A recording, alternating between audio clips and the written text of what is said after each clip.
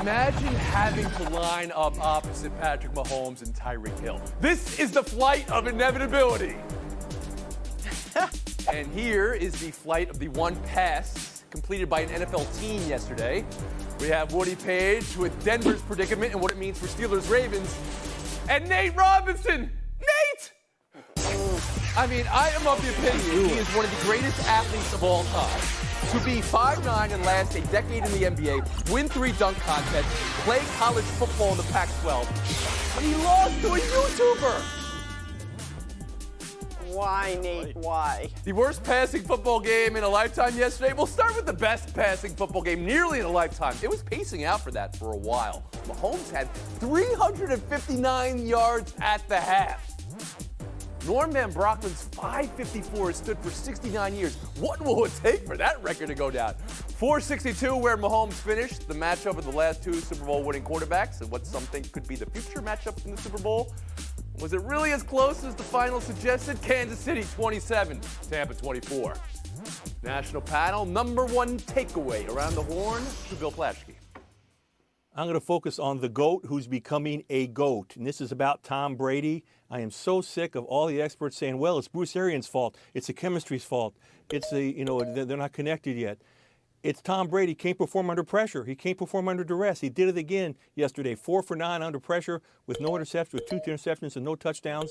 He's thrown 7 picks in the last 4 games, the most since 2011. You get a hand on his face, you get a rush on him. He seems to crumble. He seems to wilt. There doesn't seem to be any answers for this, and I don't see how the Bucs move forward with him at the quarterback if they have championship aspirations. How they move forward with him? What? It's about Tom Brady. Bench Tom Brady? Is that what you're saying? No, I'm just saying the ceiling is lower and lower and lower every week when you see how he does against top defense. So this was about Brady for you. How about you, Woody Page? Number 1 takeaway. Well, Bill, Tom Brady is in decline, like Peyton Manning. But that final year of Peyton Manning, he won the Super Bowl when he was in decline because they actually adapted their game plan to what he could do at that point. Same thing with Tom Brady. They're not letting him do what he does best, throw the football short. He only targeted his running backs 5 times in the game for 4 receptions. Here's the other key is he was 0 for 5. He only had 5 play-action passes, and he completed all of those. They are at the top of the league in play-action times that they complete the passes. So why aren't they doing that more often and going to the running backs, going to shorter passes, going to safety passes against the blitz and the pressure and the duress that he's under? Bruce Arians is doing him no favors. Arians, who's supposedly a quarterback whisperer, has become a shouter that's not working with Tom Brady. Number 1 takeaway from Chiefs over the Buccaneers, Kevin Blackistone?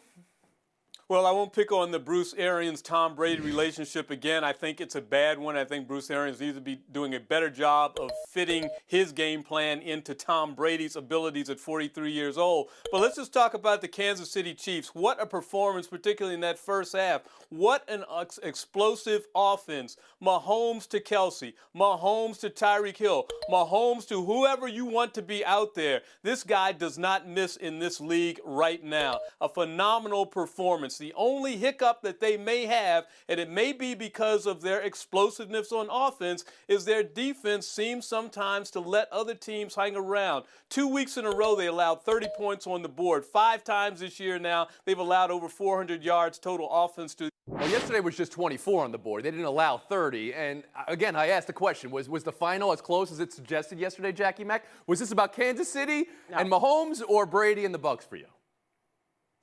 100% Kansas City Mahomes. I understand everybody's obsession with Belichick versus Brady. Who needs the other more? They both need each other. They're both struggling without each other. Patrick Mahomes, you said it, 359 yards in the first half. Are you kidding me? Are we all just tired of his excellence, and that's why we don't talk about him every single minute of every single day? Is there any other quarterback you would want to start your franchise with? I think not. It helps that you have Tyreek Hill, who's amazing. It helps you have Travis Kelce, who's amazing. By the way, 1-2 combos in the league, Mahomes and Tyreek Hill, and Mahomes and Kelce. Yeah. It's all about you're right. I mean, we had this conversation. Who's the best combo in the league? And sometimes you say, oh, maybe it's Russell Wilson and DK Metcalf. Yeah, they're good. This one is untouchable right now. Plaschke back in. Well, is anybody surprised by Mahomes? We're not really surprised by anything he does, but we're increasingly, sadly, surprised every week by what Tom Brady doesn't do. Okay, don't normalize the incredible history that Mahomes is. I mean, this But we Norm see it Van every Brocklin week. record, I'm a stat guy. You know this about me, a stat boy at heart. I've been waiting for this record to go down. It's been 69 years it's been around. I thought we had a chance yesterday. Mecole Hardman drops that ball in the middle of the field, or maybe he's up over 500 yards. Woody Page, I'm looking at you right now, and I'm so happy you're here because you had this one right. Weeks ago, months ago, days ago, you wrote it up in the Gazette. They shouldn't have had this game for the Denver Broncos. Let's talk about the predicament in Denver, the game without a quarterback. Denver showing their thanks to Kendall Hinton for stepping up on a day's notice and zero practice and years since playing quarterback. And all those times you guys say, oh, they could have brought a guy off the street and completed a pass. Well, now you know, it's one pass.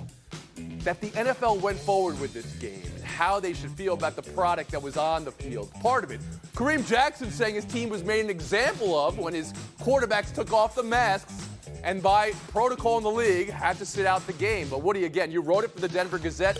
Should have been postponed. You call it dystopia in the NFL is what you called it. A snafu for the entire league. You also said if they were somewhere else or had a more demanding owner, the league would have caved and postponed this game. Seeing it play out, what's the result of all this, Woody?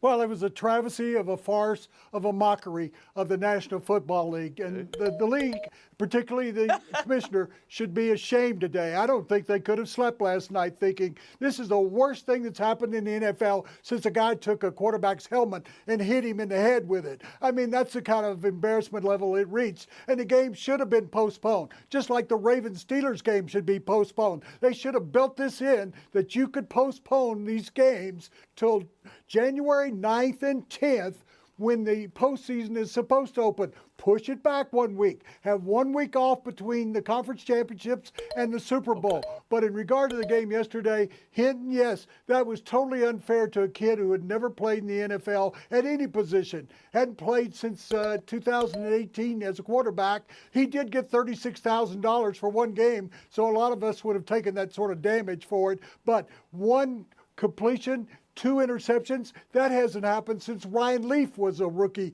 in the league, and we know what happened to him. Woody, let me ask you a question. Is any of this, though, on the franchise?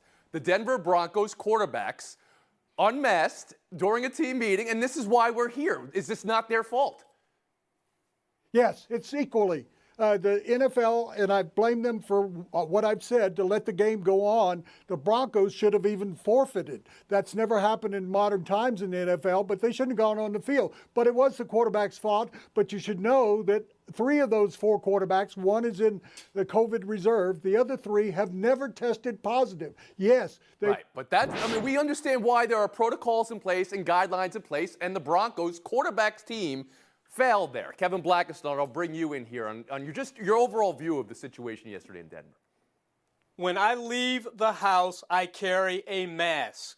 When I come into this building, I carry a mask. Before I have to go to the University of Maryland, which is not often now because the campus is basically shut down, I have to go onto my phone and fill out a form to let them know about my COVID situation, and I have to wear a mask. And guess what? If you go onto the campus without a mask and without notifying the university, they find out via the app and they let you know, and you can be penalized for not adhering to those standards that they put in now. So I don't have any sympathy at all for the quarterbacks of the Denver Broncos who couldn't very simply wear a damn mask when you're in a meeting, particularly with someone who tested positive for COVID. Jackie McMullen? All right, but in fairness, KB, I don't think at the time that he tested positive for COVID, they knew that. I agree with everything you're saying in this regard. You have to blame yourselves when you're not following protocols. That's just how it has to be. By not creating a bubble, the NFL made it clear to every team, we will make you adhere to protocols. And if you do not, you will be fined.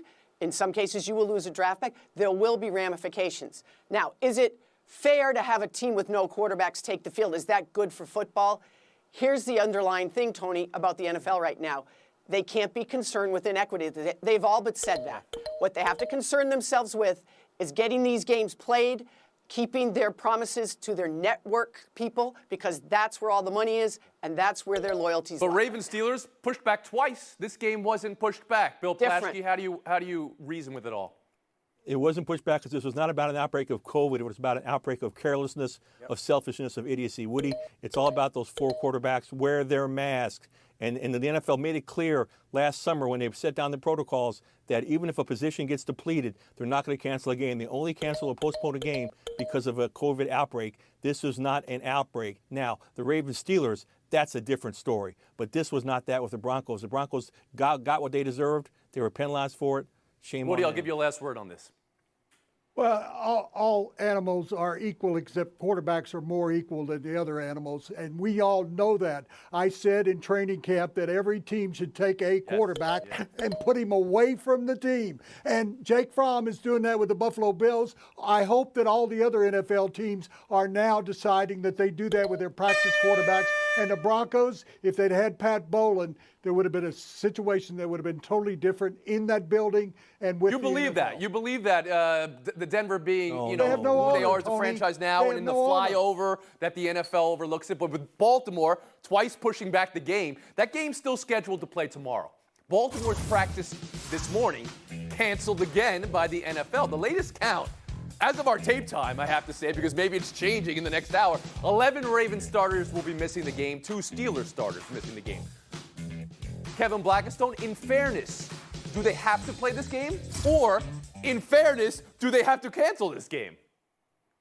There is no fairness under this situation. In fairness, the deal is that they're just going to have to play because the NFL is running out of weekends to push these games. And the other thing, in fairness, at least these teams tried to cooperate with the protocol, tried to follow it. And unlike in the Denver Broncos situation, they didn't have anybody trying to cover up the contact tracing. Jackie McMullen?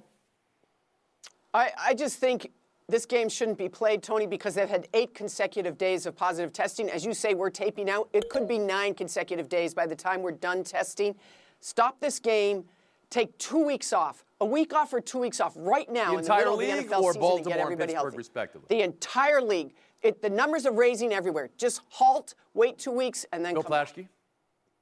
No, yeah, Jackie, they can't do that because that'll send players home to the communities where it spreads even more. No, I think that I do think they have to cancel this game. Do what Woody said, move it to the end of the season. They have a cushion. They have flexibility. They can move the Super Bowl back 2 weeks if they want to, but they need not to play this. This violates their own standards. This is an outbreak. 25 people, I believe, on both teams combined have tested positive. Cancel this. What, you didn't think it was fair that the Broncos were in their situation? Well, the Ravens are in a similar situation. They have an outbreak. And then Pittsburgh, speaking of fairness, is on the other side. They want to play a game. They're 10-0. Is this fair? Is fairness even factor into this? No, should postpone the game. If not, cancel it. Do like baseball, where if you don't play all the games, you do it on percentage. But this game should not go on. I mentioned Cam Newton, who they postponed games because Cam Newton could play, and Lamar Jackson's in the same situation, and you're going to go ahead and play it without him. Last word for now. Buy or sell in 2 minutes. Hey, when your onside kick gets returned for a kick 6, what the Titans finally did to solve the Colts. Colts defense came in ranked 5 in the league. They didn't leave ranked 5 in the league. Bill, what to buy, what to sell? I'm buying that the Titans can challenge the Chiefs for the conference championship. They had about 10 last year. They beat Buffalo this year. They came within a field goal of beating Pittsburgh this year. Derrick Henry, out of 178 yards rushing yesterday, I believe over 100 were before contact. The line is just killing them. Tannehill's managing the game well. Don't sleep on the Titans. Woody Page?